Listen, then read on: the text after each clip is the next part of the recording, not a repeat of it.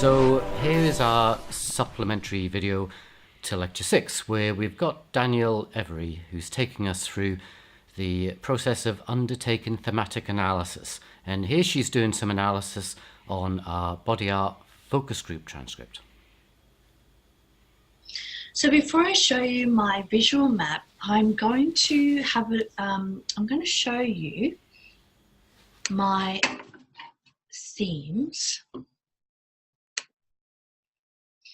Body art focus group, my candidate themes.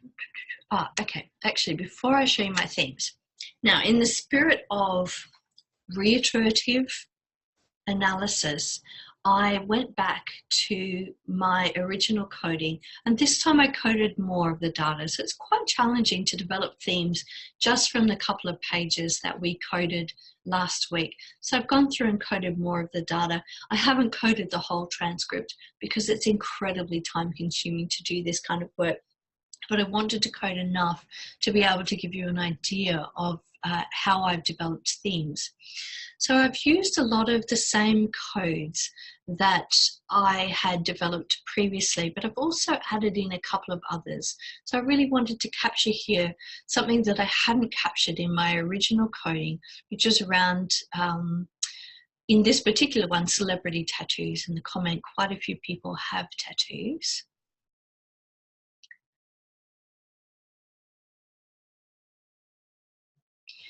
And again, something that I hadn't coded well last run through, I was struggling with this code around define parents and visible markers. But I realized what I wanted to code here was the equation of getting a tattoo with going to the pub.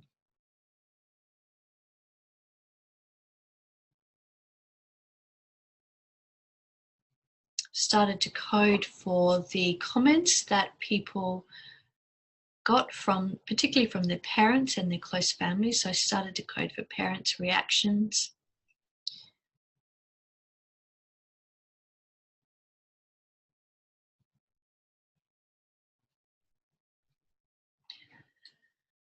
Now here I was coding a new piece of data that I hadn't looked at last week. And I'm coding for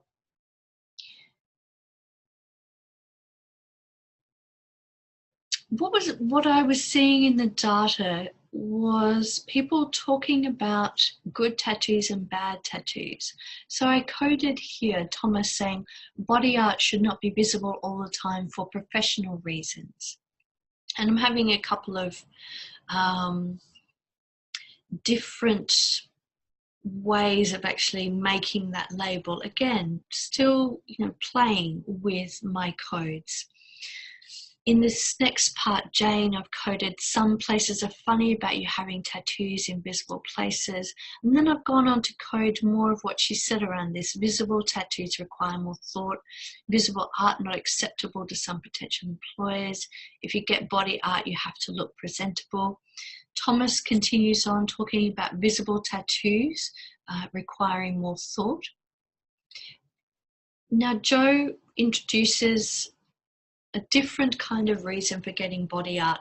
So we've had participants talking a lot about personally meaningful body art, and that was the basis upon which they decided to get the tattoos or the piercings that they have. Now here the participants are starting to talk about some of the bad reasons for getting a tattoo, just because getting a tattoo to be like your friends is shocking. Impulsive on a whim equals a bad decision. Here I put in smaller type because I'm interested in where people challenge this idea. So I talked a little bit in the last lecture about this idea of meaningfulness and how a number of participants talked about meaningfulness, but that this was then contested by Rachel. But then do you really need a reason? So we've got a group of people saying meaningfulness is really important. Excuse me. And Rachel pipes up and says, well, is it?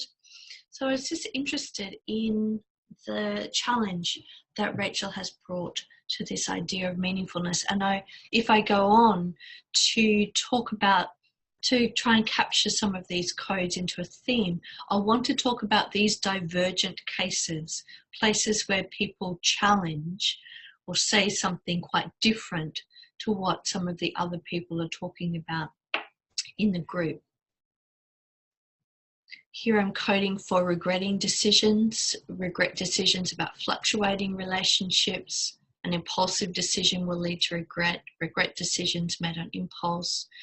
Bad reasons are completely on a whim. Impulses are based on a bit of a thrill. Tattoos should be a thoughtful decision. They continue to talk about risky, ephemeral relationships and tattoos, which I've coded for. Now participants start to talk about who gets tattoos. And I've coded where people have challenged the idea that having a tattoo automatically means that you are a certain person. And I've coded here this section of the transcript where people are challenging the derogatory comments about a certain type of tattoo called a tramp stamp. Tramp stamps are common now. Even good girl celebrities have a tattoo or tramp stamps. A tramp stamp is mainstream. Now Thomas here introduces something different. If I see someone with a facial tattoo, I'm more likely to pass judgment.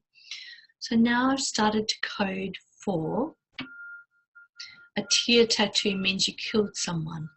But if it's an intricate design and they're an artist, it can mean something different. So here where people are starting to categorize different types of tattoos and therefore the types of people who have them, but also introducing some flexibility around those categorizations, particularly around the idea of art. Some tattoos are grounds for negative associations, knuckle tattoos, a sleeve. Again, coded that tattoos aren't just for a particular group of people anymore. They can indicate a stage in life. Even mums at 45 get tattoos. Anyone can get a tattoo. So here we see this category of who gets tattoos and what that means about them as a person kind of opening up again. It's about anybody can get one as long as they satisfy you. Even my nan says that you've just got to accept it. People no longer associate tattoos only with bikers, but judge the artistic merit. So we've got this idea of artistry coming through again. People no longer associate tattoos with the Navy. They don't reflect being at university. What else have I coded for? Visible body art. Okay, so here we're continuing to explore this categorization of tattoos. Good tattoos, bad tattoos, good decisions, bad decisions, and what these mean about the people who have them. So I've coded visible body art invites judgment. Visible body art is less acceptable professionally. You can be a different person at work and outside of work, a question mark. And so when I put a question mark in, it means I'm not totally delighted with the way that I've developed my code here, and I want to have a bit more of a think about it. The idea of private body art, judgment should be based on performance, coming back to this idea of visible tattoos, and particularly a person in a trusted position should have less body art to show that they are trustworthy.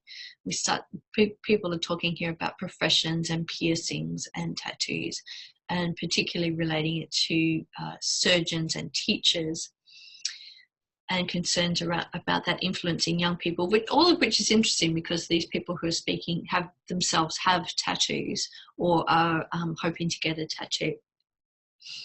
So coding for extensive tattooing is not understandable, but again, contested. It can be a sign of self-expression and confidence, but only in certain professions. So we're drawing the boundaries of categories here. So I'm just coding for these different ways in which people are talking about tattoos and what's okay and what's okay. So I've coded here for tattooing should be in moderation, which for this participant means some areas of skin that you can see. Again, coding for some of the ways in which people start to pull at the boundaries of what we mean around moderation and extensive. If it's clear, then it's not so extreme. If it's random colours and blurred, then it would be considered extreme. Full body art is more extreme for women than men. So here the participants are moving from, prompted by the moderator, this idea of people, which often glosses over categorizations based around gender, class, and race, to directly prompt people to think about, in this first instance, gender. She prompts a little bit later around class. But full body art is more extreme for women than for men. And then I've coded this discussion around women and men. Coming back to the idea of a good tattoo is clear.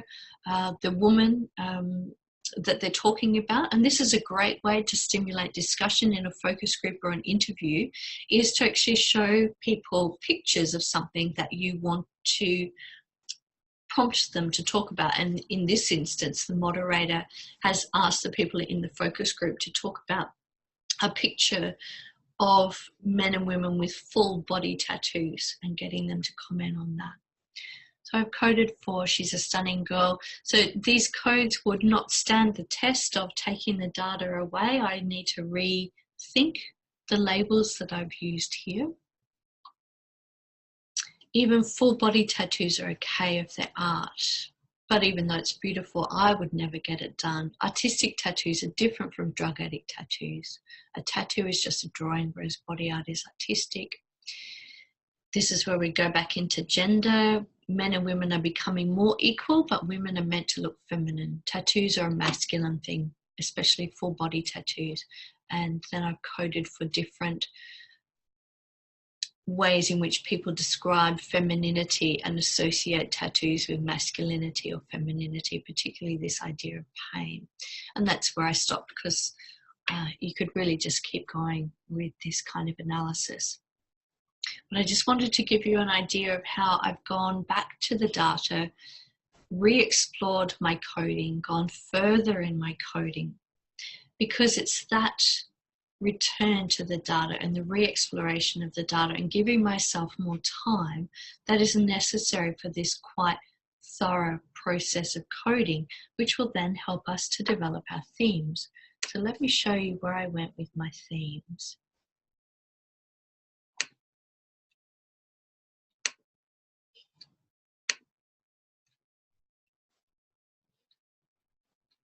Oops, that's not the one I want.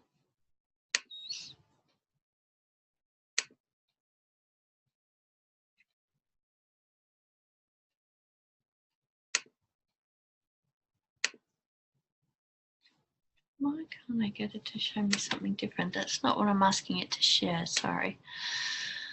Okay,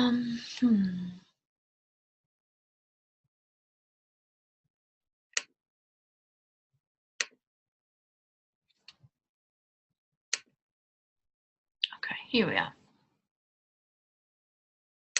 Now, here I am developing that coding into themes. Now, I've developed two themes. As I was going through the data, I was struck by the challenges that people faced in terms of identity as someone who has body art or who would like to get body art, their parents' reactions to that body art, and in turn, their thinking about different types of body art and what they mean. So there's a lot of discussion and consideration around tattoos and identity and the acceptability and the non-acceptability of tattoos. I have clustered some of my themes around a candidate theme, which I've called Times Have Changed. And these are the codes that I've tentatively placed under Times Have Changed. So I saw a pattern around how people were talking about the contemporary modern society. Lots of people have them. Celebrities have them. Even good girls celebrities have them. Getting a tattoo is now a rite of passage. So it's as unremarkable as going to the pub. Associating tattoos with a particular group of people is something that I did when I was younger. Derogatory comments about tramp stamps don't make sense because lots of people have that. I have that. It's not about a particular group anymore. Even mums at 45 get tattoos. Anyone can get a tattoo as long as it satisfies you. So the language of these codes and the language of the data that the codes summarize is around identifying a new time. That was the past. In the past, when we were younger, we thought about tattoos in a particular way. Now in contemporary society, anyone can get tattoos. Even mums get tattoos. Even nans accept tattoos. So we've still got a group of people, generally the participant's parent, who don't see this contemporary society and this contemporary acceptability for what it is. So the participants are constructing a world in which actually tattoos are now commonplace. And I've gathered the codes that speak to this idea of now things are different under this theme of times have changed. Now, what was really interesting to me as I went through the data was, although participants spend quite a bit of time talking about and demonstrating that times have changed, there was still a number of boundaries drawn around tattoos and who can get tattoos, what sort of tattoos are okay, and what some tattoos say about people's identity. So my second theme is, but only a little and only for some. And I'm still playing with the wording here. Contemporary categorizations of tattoos is really what I'm trying to capture here. Now within this theme, I've identified two sub-themes. And here I've started to play a little bit with the language, so you can do some quite beautiful things with language when you're writing up your qualitative analysis. And I've tried to capture a flavour of who's okay and who's not okay in this new categorization of tattooing in these contemporary times. And I've called these sub-themes respectful professionals. I've called this sub-theme respectful professionals, beautiful artists, and impulsive losers. I'm not too happy with the term losers. I think that's too strong for what people, I think that's gone too far away from the data. So I would come back and actually look at that again. And under these, I've grouped codes which develop a positive identity around tattooing and a negative identity around tattooing. So the positive is around intricate design, personally meaningful markers, aesthetic, not visible because of professional reasons, looking presentable, being a professional, unless it actually indicates your profession. So you're a tattoo artist. Artistic tattoos are different. Full body art is different when it's professional art. So you can see how I've come up with this language for this theme that it attempts to bring together these idea of respectful professionals. I have a tattoo, but it's invisible, or I can cover it up. It's quite small. So I've respected some of the professional standards in which I may find myself, and I ask other people to also respect the professional standards that I'm setting around teachers and surgeons and trustworthiness. So good people with good tattoos are respectful professionals. They can also potentially be beautiful artists. So not everybody needs to have invisible tattoos. If you're working as an artist, or you have artistic tattoos which are presented as art, then that's also another aspect of a good identity for body art. Then on the other side of this, we have the impulsive people. we have and no, this is why I'm not happy with my term impulsive losers, because I haven't captured this other aspect of what people are saying, which is visible tattoos and passing judgment, particularly around facial tattoos, sleeves, and knuckle tattoos. Getting a tattoo to be like your friends, being impulsive, being covered in art, visible tattoos, larger amounts, extensive tattooing is not appropriate in certain professions.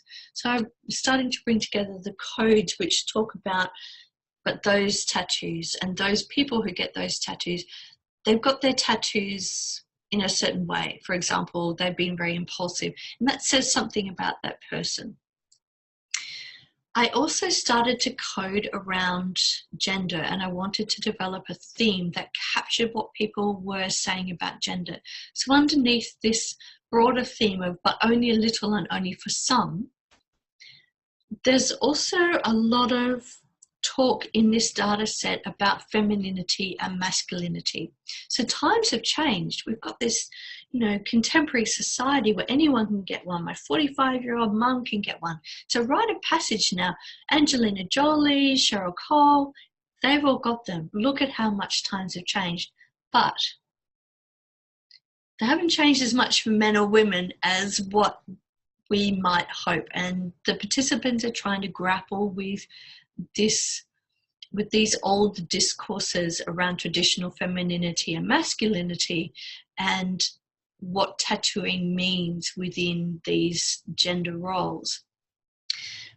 I've used the term feminine fairies and masculine pain. Now, I haven't coded the whole section on gender, so if I coded the rest of the section, I may change the theme that I've developed here. But for what I coded, I think feminine fairies and masculine pain captures quite a number of the codes and quite a bit of the raw data where people are talking about gender. So one person said if she wasn't an artist, it would be more shocking. Men and women are becoming more equal, but women are meant to look feminine. Tattoos are a masculine thing, especially full body tattoos. A woman with full body art wouldn't like going to tea. A tattoo can be feminine depending on the image. So how do we explain that a number of women, including a number of women in this focus group, have tattoos? How are they still feminine? Whereas this other woman, so this image that they're looking at of a woman with full body tattoos, how is she potentially, or other women like her, less feminine? Maybe it's around the image. So they're proposing these gendered identities around tattoos and what's okay and what's not okay. And I've coded it and included in this theme some of the comments around the pain of tattoos, which suggests that women are harder because they put themselves through the pain of that. So this is one way of gathering your candidate themes and starting to explore, okay, do these work? Which codes might fit under here? And once I've started to put my codes under here, I'm getting more of a sense of, yeah, okay, I'm capturing this. So times have changed. Yes, I think all these codes are speaking towards this idea of capturing of times have changed. However, as I said, when I was looking at those negative, who's not okay, what tattoos aren't okay, my theme of impulsive losers actually hasn't captured the data as well. So I need to come up with a different title for that particular theme. It's because I drew things together in this way, coming up with potential themes, putting them together.